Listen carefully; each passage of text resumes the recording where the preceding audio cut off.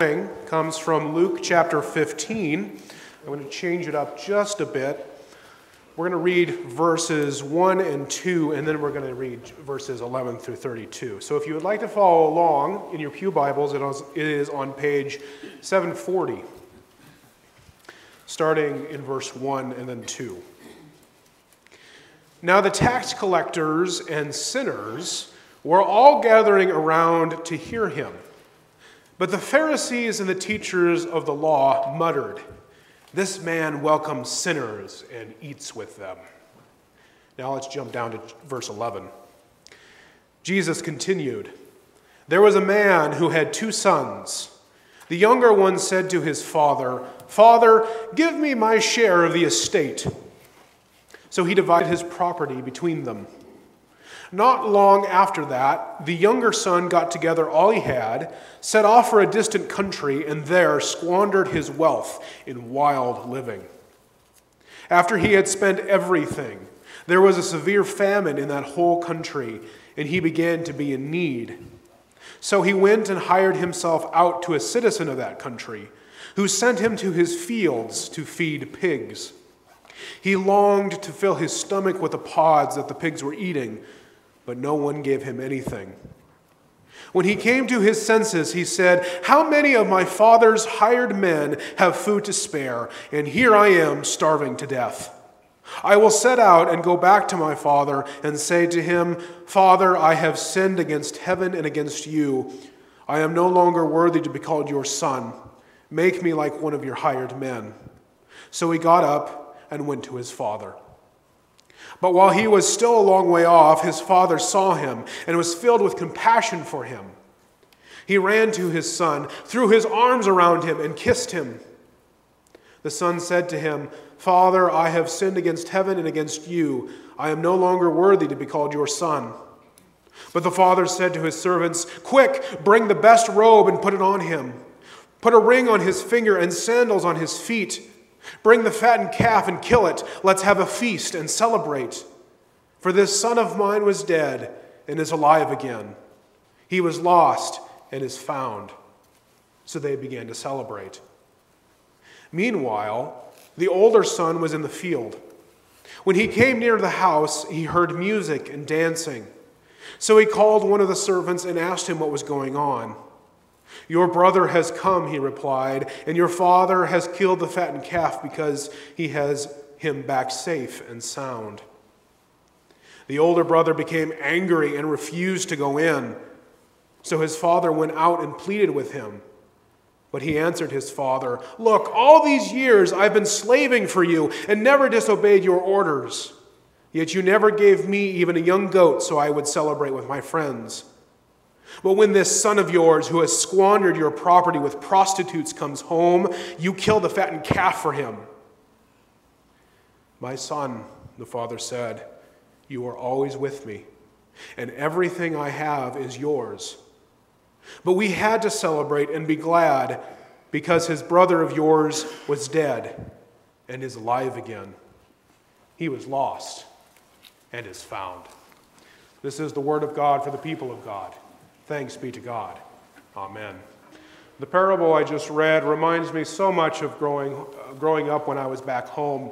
I have a brother who is about 6.5 years older than I am. And of course, he was, we're both pretty big, but he was much bigger than I was at most stages in our life growing up. And of course, he took out his frustrations on me. And we would wrestle and fight. And we would always squabble and, fight over things. And despite all of our sibling rivalry, my mother was, at least I remember her being such a calm presence in that time. Yeah, there may have been a few times where she kind of exploded at us. But every time she would just kind of wait until we had gotten all of our punches in. And then after we were tired and huffing and puffing, she would sit us down and say, "Okay, boys, that's enough. You've done your squabbling, you've done your wrestling." But every time, I just remember her being so compassionate, so loving to both of us, when I'm sure in her mind she just wanted to scream at us and be like, why can't you two be good sons, or something along those lines. I have always enjoyed spending time with my mom and the love that she shows me. Obviously, I said last week how I love her, but I would ultimately choose Jesus over her. I know that may sound a little harsh, but that's, I think, what Jesus calls us to.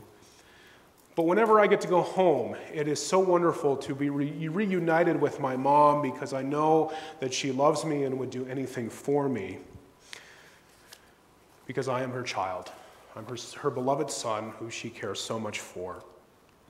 Today, this parable captures that essence of not only what a loving mother or a loving father is like, but ultimately what God is like to each one of us. Our text from Luke today is probably a story most of you have heard at least once, if not many, many times while you've been in the church at one time or another. In Luke 15, Jesus is telling the crowd three different types of parables, all with kind of the same type of meaning.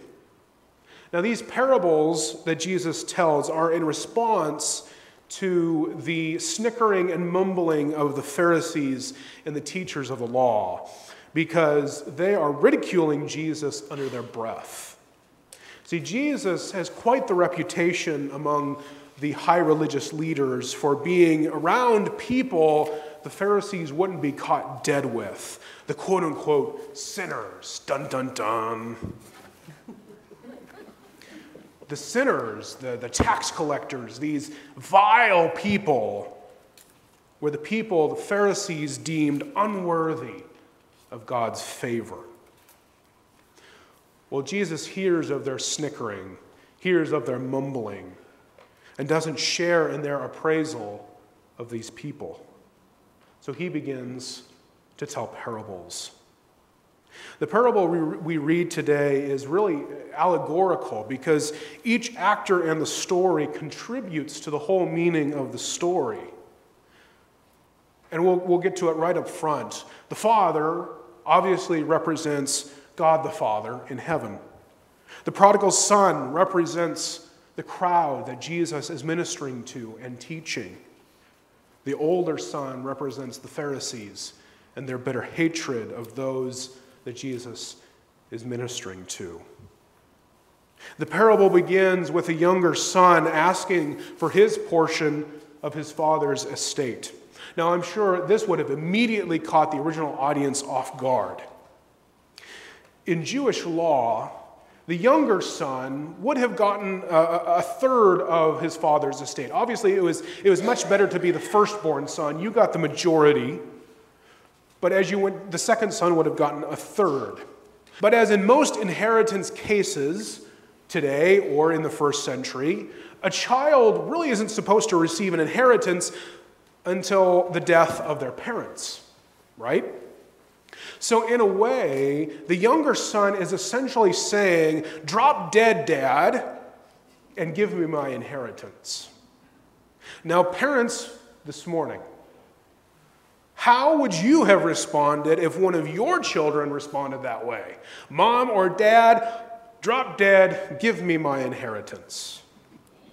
I imagine most of you would have probably said some choice words or something along those lines. But despite the emotions that we may have had and maybe the reactions we would have given in our own minds, the father in the parable doesn't react angrily, doesn't even say a word, but simply grants the request of the younger son. This little detail pictures a father who is willing to let his son make his own choices, go his own way, for better or for worse. And unfortunately, what the father most likely feared takes place. The son goes to a distant land, and he immediately squanders his new fortune. This parable is often known as the parable of the prodigal son. And I think it's very right that we name that, because prodigal, the word prodigal, does have a meaning of wasteful, reckless, excessive. And this is exactly what this young man did.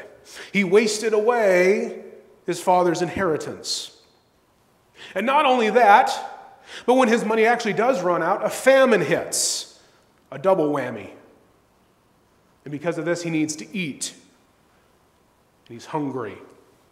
His bad choices have led him to an unwanted circumstance. So the son gets a job feeding pigs. Not exactly a high-level job in the first century. And not only that, but a dishonorable job if you were Jewish. But he's still hungry because he longs to eat what the pigs are eating.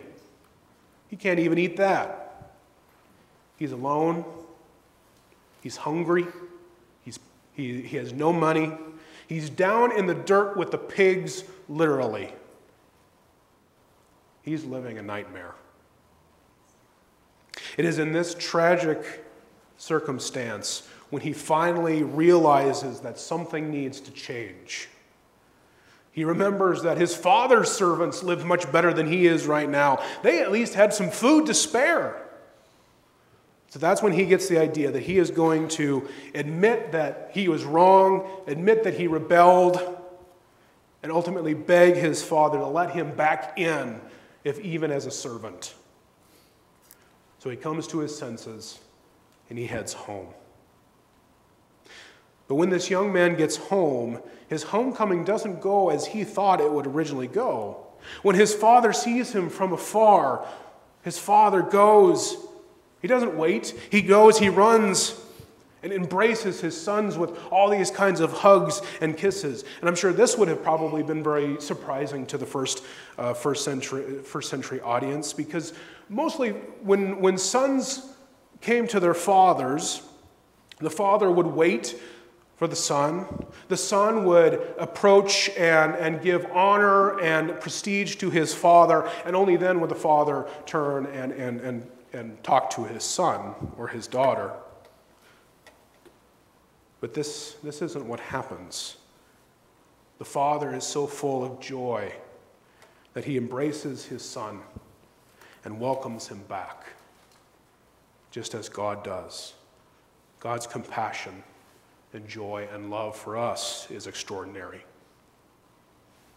But then the son tries to confess his sin, saying, "Please, I have sinned against you and in heaven."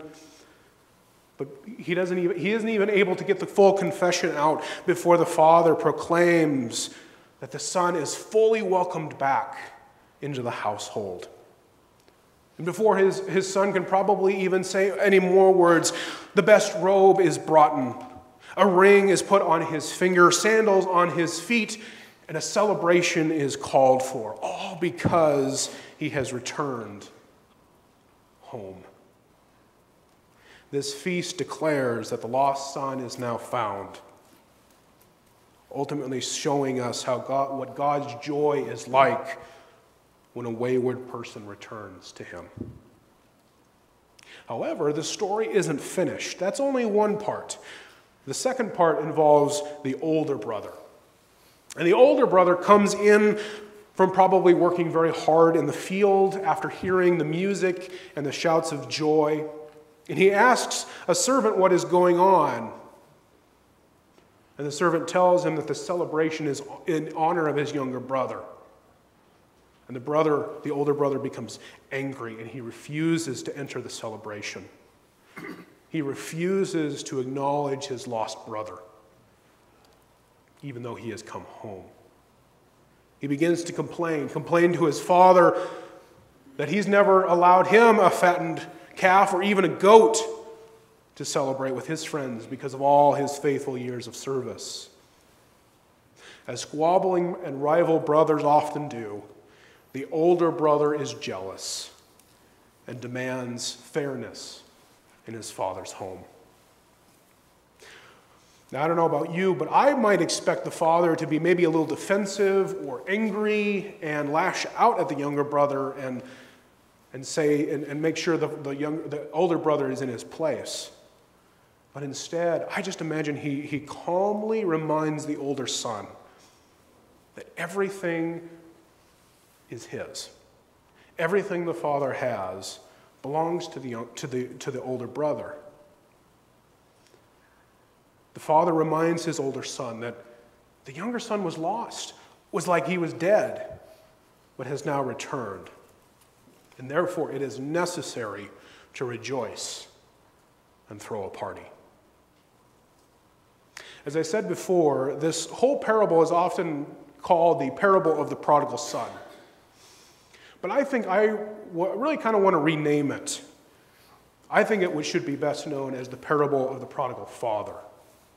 Yes, I know that prodigal can mean wasteful and reckless and excessive, but prodigal can also have a meaning of generous, unsparing, and bountiful. And I think this represents how God pours out his love upon us, both upon the son that returns home and also upon the stubborn and angry son who refuses to welcome his younger brother back home. This whole parable, I think, teaches how God desires a loving relationship with each of his children, but a relationship that is requited back, a relationship that his children want to enter as well, one that isn't forced. The younger son was allowed to go and squander the wealth and realize what he had given up in his father's household. The younger brother can be any one of us who may have gone off into the world and squandered our blessings, but yet we can discover a God who runs to us, greets us, wraps his arms around us when we return to him. I think this is a great reminder for us as we wrap up our Lenten journey. Lent is a time where we can sit and reflect and meditate upon the ways that we may have separated ourselves from God, but also the time where we can realize our faults and return to God. And this text reminds us that God joyously welcomes us back. But let's not forget about the older brother. The older brother, as I mentioned before, represented the Pharisees, who thought that the people Jesus was ministering to and teaching weren't worthy of God's grace and favor. The Pharisees, just like the older brother, were around God, but they didn't quite understand God's ways. They thought they had to earn God's love and favor through their holy actions, through all their laws and ways that they had to perform in order to please God. The Pharisees were so close to God, but yet so far away. But yet, Jesus reminds them in the parable that God, everything is available to them if they accept it. But yet, some of the Pharisees never did, because they couldn't quite understand and realize God's forgiving and loving ways. So the question before us this morning, I think, is which brother do we recognize ourselves as? Do you feel like the younger brother who has gone off on your own way, but yet realize maybe the error of your ways and desire to return to our loving and gracious Heavenly Father? Or maybe we're like the older brother who thinks we're close to God through our hard work, but really, we don't quite understand what kind of relationship God wants with us. The older brother saw his father more as a taskmaster who required specific services instead of a loving parent who loved him as his own child. The older brother's mentality can sometimes find itself in the church. There are hurting people in this world who we are called as the Church of Jesus Christ to help return to that loving embrace of God. But sometimes we can act like the older brother and put up barriers and make tests to see if that person really truly belongs in the church. We give them a list of chores or actions we think they must complete in order to enter God's graces. But that's not what Jesus is talking about here. Jesus pictures God who welcomes anyone who wants to return. Therefore, our response, I would hope, would be like the Father's. We should welcome the person who wants to return with open arms as well. We should be willing to say, "Welcome home. You are loved." After all, this is how God has treated each one of us. Each one of us has been fully embraced with hugs and kisses by God and called sons and daughters of God through God's grace through Jesus. So as we finish up our Lenten season, my hope and prayer for us this morning is that we really take this parable to heart. We've had the time to think, to reflect, and hopefully realize our need for God. And hopefully our realization has brought us to know through this parable that when we return to God, He lavishes love and grace upon us. And as God lavishly loves each of us with His love, may we also welcome anyone who seeks to turn to God, ultimately welcoming them as our own brothers and sisters. Amen.